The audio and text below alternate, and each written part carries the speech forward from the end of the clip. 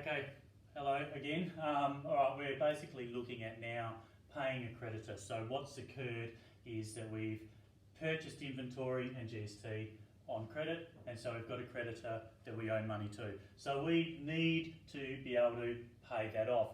Unfortunately, with this particular little topic, there's a different number of scenarios that you can come across, and so it depends on what's actually happened as to the accounting treatment. So I'll show you the simplest one initially, and we'll work up from there. So ultimately, we owe $660 to this creditor, and if we are going to go and pay that, then we would use our cash at bank account to pay it. So I'll just abbreviate so you're not wasting time looking at me.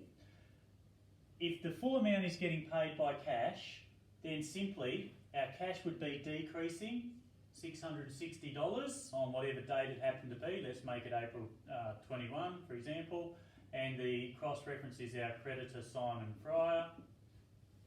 And over here, we are decreasing the creditor by the $660, and the cross-reference is going to be cash at bank. So that's the first situation. That's the easy one because it's solely a cash payment. Done. No problem at all. Very simple. The second way that we can deal with this is if a discount is being given. When a discount is being given, you've got to ask yourself, was GST included in the original transaction where we actually did the purchase and we ended up with the creditor? In this case it was. I'll show you what you do if GST wasn't included first, and then we'll look at the GST because that's the trickiest aspect of it. So let's just pretend that GST didn't exist and we owed this 660 there. So that was, we purchased something, GST wasn't involved with that transaction, so we owe $660, and they've decided to give us a 10% discount on that, which was $66. So the treatment is similar. We're reducing the full $660 that we owe to the creditor, but it's being made up of cash at bank as well as our discount received. Because we're looking at it from our point of view, so discount received is what we're receiving. And that is basically the negative cost of sale, so it goes over on this side. Okay? So if we're getting a discount of $66, that means that the cash amount is the difference between $660 and the $66. So 594, and the total of those two combined goes over here to reduce the creditor by the full $660. So hopefully that makes sense. So now let's look at what actually occurs if GST was included. And I'll try and explain the reason why, but ultimately you just need to learn what to do in this situation. This here is what occurred as a result of us buying the inventory in the first place. We purchased the item, $600. We also basically got $60 worth of GST that we can claim back from the government. And we got that $60 that we can claim back from the government as a result of the $660 that we're going to be paying. So it's basically on its way to the government. The problem is that if we get a discount, in this case we're going to be getting a discount, then we didn't actually pay the full $660. We only paid, in this case here, $594, which was a 10% discount. So that $594 is made up of, I'm going to do this badly I suspect,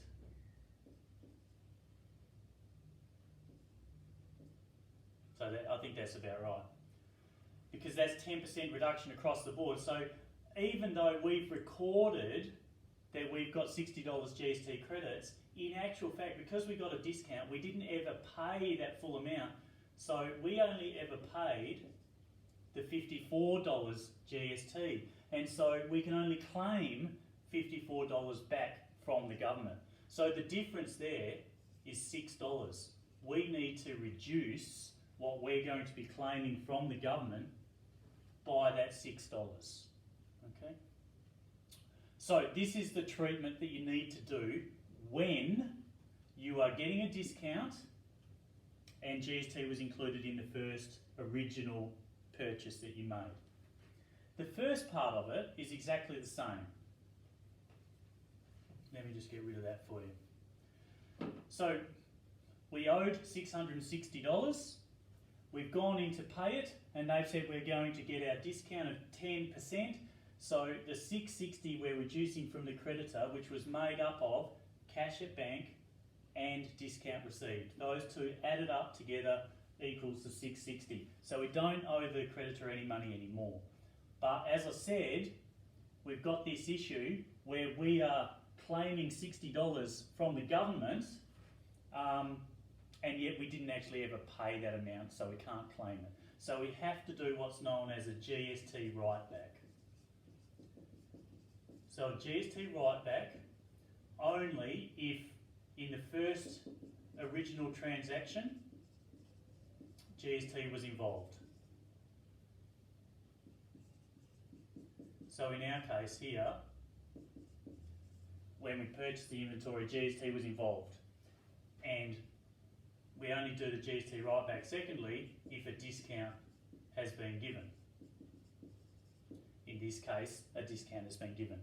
So what you do for the GST write-back, it's a separate entry after you've actually done the cash amount and the discount amount, which reduced the creditor fully. You need to divide the discount amount of $66 by 11, which gives you $6, which was the figure that we got by taking 10% of that as well, just out of interest. So we get that because we're trying to find the GST component of the discount, and we need to reduce the GST component from the GST credits and the discount. So that's what our entry is. Once you get that $6, which was the discount amount divided by 11, we simply reduce GST credits. So that goes to the opposite side of where it normally does, and we reduce the discount received as well. Okay? And so then you do your cross references on whatever the date happened to be, etc. I won't do that because it's taking too much time. But they are the entries for when we're paying off a creditor. So hopefully that makes sense. And you could probably pause your video if it has, but if it hasn't, then I'll just go and explain it one more time. So we purchased our inventory, paid GST credits through purchasing something on credit. So we owed $660. We then needed to pay that off, of which we've gone in to pay it, and they gave us a discount. So the reduction of the creditor was made up by the cash amount that we paid and the discount that we were given. But because we were given a discount and because GST was included in the original transaction, we must do a GST write-back because both of those things occurred. So to deal with the GST write-back, it's an additional entry. You take the discount amount and you divide it by 11 to find the GST component within that, which in our case is 6.